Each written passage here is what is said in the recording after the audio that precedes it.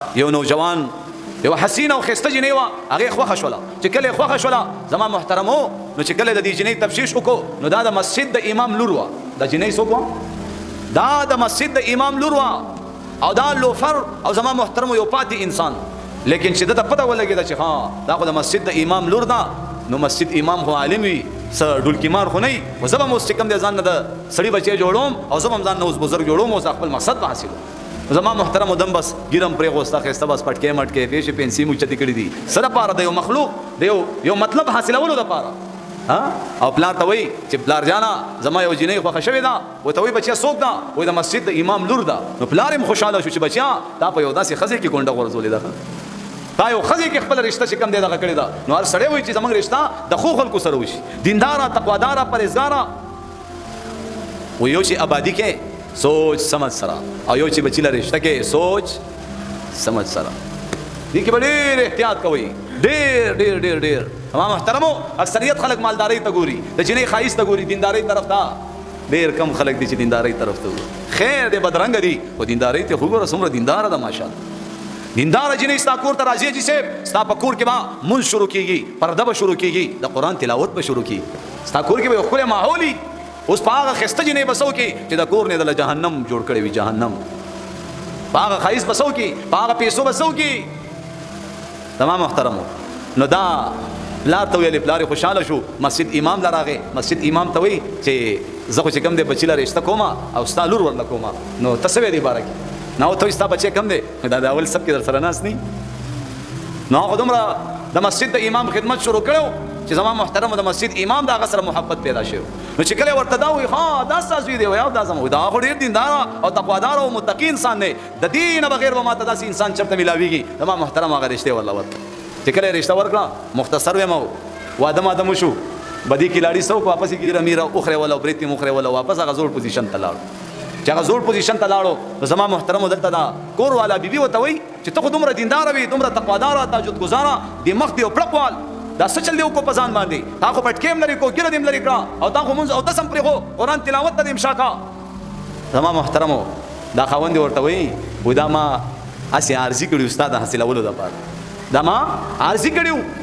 ستا حاصلولو دپاره بس ته ماته میلاو شي زه اوس په دې څه کوم زه اوس په دې څه کوم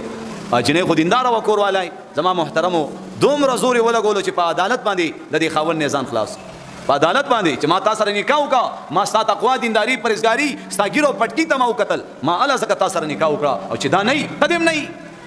زما محترمو جنۍ داسې لاړه خاوند غریب کور وران شو زړه وران شو پریشانی راغله نو چې کله پریشانی راغله سرګردانه لیواله پریشانه ګرځي چا ورته ویې پلانکي ځای کې جادوګر دی که نه او خو داسې جادو کوي چې چا له انکار کړی دی هغه کار شوی دی او تم لاړ شه او په هغې باندې په دې مسجد په امام او په دې خپلې کوروالا باندې تعویض وکړه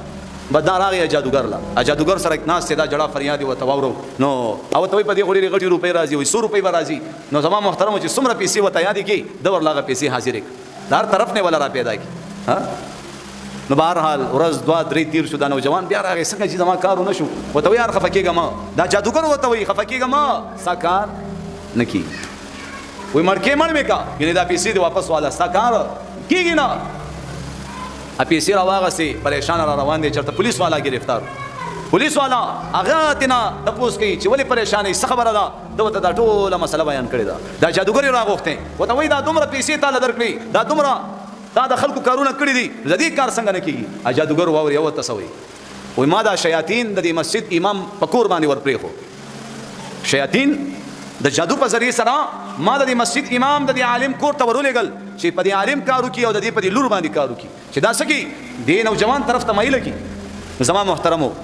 وایي زموږ هغه شیاطین چې کوم لاړه مسجد امام په کور کې دومره فرشتې وي دومره فرشتې وي چې شیاطین یې په کور کې دننه پرې نه خوسته واپس یې راوشړل وایي بیا ما غټ شیطان ورولېږلو چې کله غټ شیطان ورغې د دې مسجد امام په کور کې جبرائیل علیه السلام موجود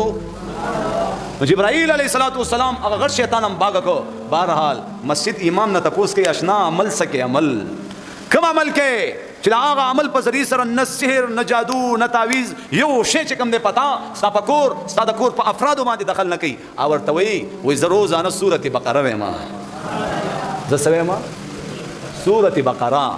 دونی می سپاری دي چې په کم کور کې د سورۃ بقره تلاوت کیږي هغه کور کې وا جنات او دغه شان سحر جادو نظر تعویذونه دا شیزونه بیا په کور باندې اثر نه کوي کودا و زندگی دا